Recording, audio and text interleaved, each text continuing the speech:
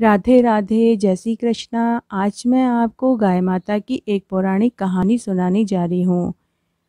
सभी व्रत के साथ में गाय माता की कहानी जरूर सुननी चाहिए, इससे व्रत का पूरा फल मिलता है।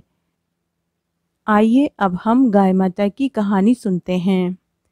एक बार एक साहूकारनी थी। वह गो भक्त थी। जब वह छोटी थी तभी से उसने अपनी माँ, पिता व दादी को गाय की सेवा करते देखा था।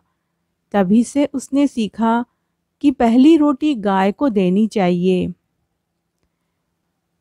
जब भी गाय को रोटी खिलानी होती थी तो उसकी माँ और दादी ग्यारसी ग्यारसी कहते, तो ग्यारसी समझ जाती थी कि गाय को रोटी खिलानी है।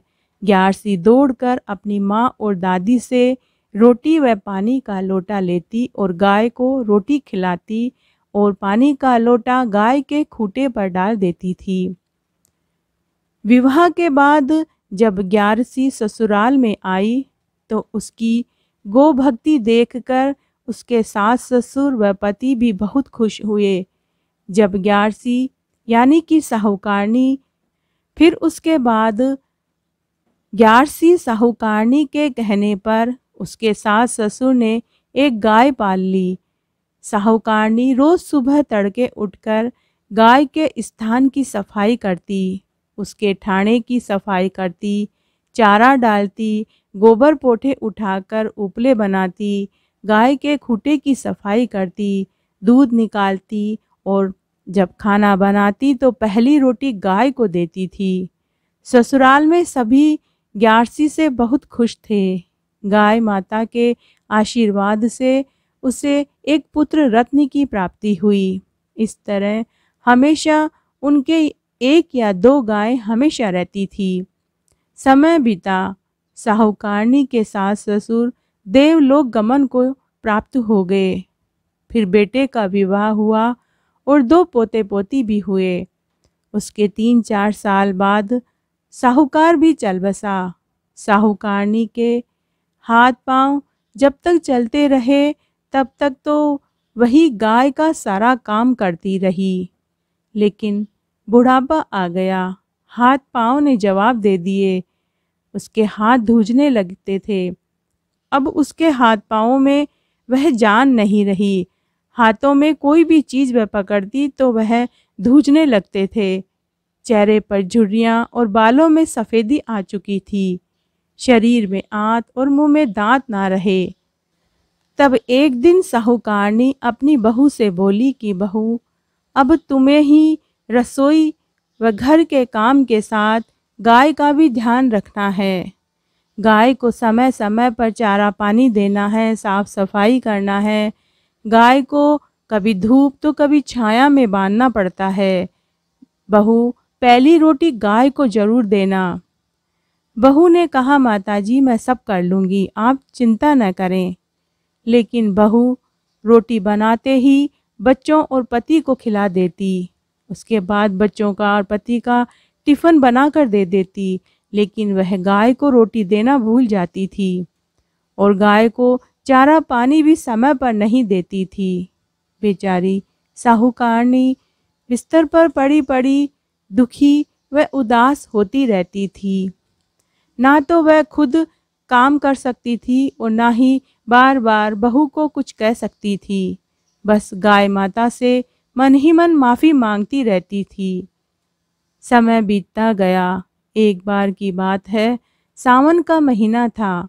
बारिश की छड़ी लग गई। खूब जोरदार बरसात हुई। लगातार 24 घंटों तक पानी बरसता रहा। गांव की गलियां, सड़कें, सभी जगह घुटनों तक पानी भर गया।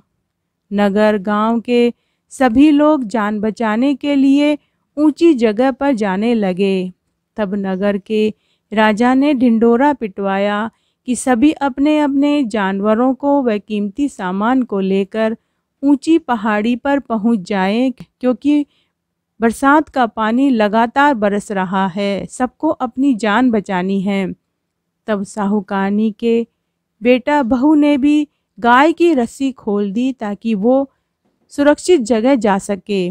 और कीमती सामान और बच्चों को लेकर माँ से बोले कि माँ, सारा गांव जा चुका है, हमें भी जान बचाने के लिए पहाड़ी पर पहुंचना है, आप भी चलिए। लेकिन साहूकारनी बोली, बेटा तुम लोग जाओ, मेरी इतनी ही उम्र थी, अगर बच गई तो तुम्हारा नसीब, और मर गई तो तुम समझना मेरा अंत समय आ गया। बेटे ने अपनी माँ को बहुत समझाया, लेकिन साहूकारनी नहीं मानी। तब बेटा बहू अपने दोनों बच्चों को लेकर चले गए, लेकिन गाय नहीं गई। गाय माता साहूकारनी की खाट के पास आकर खड़ी हो गई। पूरा गांव, खेत खलियान, यहाँ तक कि राजा का महल सब डूब गए, लेकिन साहूकारनी का मकान नहीं डूबा। पानी खूब बरस रहा था। साहूकारनी का मकान गीला जरूर हुआ, लेकिन डूबा नहीं। साहूकारनी ने गाय की पूंछ पकड़ ली। इस तरह 3 दिन बाद बरसात रुकी, पानी उतरा। तब सभी गांव वाले व राजा पहाड़ी से नीचे उतरे तो सबने देखा कि सभी के घर करीब करीब डूब चुके थे, लेकिन साहूकारनी का मकान सूखा पड़ा था। जब राजा के पास यह खबर पहुंची तो राजा व गांव वाले भी साहूकारनी के बेटा बहू के साथ उनके घर पहुँचे। तब सभी को बड़ा आश्चर्य हुआ। साहूकारनी गाय की पूंछ पकड़कर बैठी थी। तब राजा ने साहूकारनी से पूछा कि अरे बुढ़िया माई, बरसात में सारा गांव, खेत खलियान, यहाँ तक कि मेरा महल भी डूब गया, लेकिन तेरा घर कैसे बचा? तब साहूकारनी बोली कि राजा जी, मुझे और मेरे घर को तो गाय माता ने बचाया है। मैंने पूरी उम्र गाय की सेवा करी है, पहली रोटी गाय को खिलाई, यह उसी का फल है। तब बुढ़िया के बेटा बहू अपनी माँ के चरणों में गिरकर माफ़ी मांगने लगे।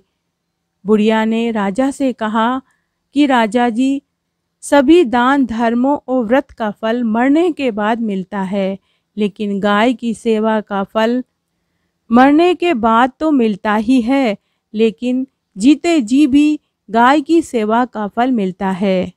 उसी दिन नगर के राजा ने पूरी नगरी में यह ऐलान करवा दिया कि सभी को पहली रोटी गाय को देनी है, वह गाय माता की सेवा करनी है। जय हो गाय माता की। हे गाय माता, जैसे आपने बुढ़िया माई की रक्षा करी, वैसे सबकी करना, कहने वाले की, सुनने वाले की और हुकारा भरने वाले की। घटती हो तो पूरी हो, पूरी हो तो परवान चढ़े, भूले बिसरे नाम तेरे भंडार में भरे। इस प्रकार आज मैंने आपको गाय माता की एक पौराणिक कहानी सुनाई। गाय माता की सेवा का फल मरने के बाद तो मिलेगा ही, लेकिन जीते जी भी इसका फल मिलता है। इसका चमत्कार आपने खुद इस कहानी में देखा है। हो सके तो आप पहली रोटी गाय को जरूर देवें। धन्यवाद।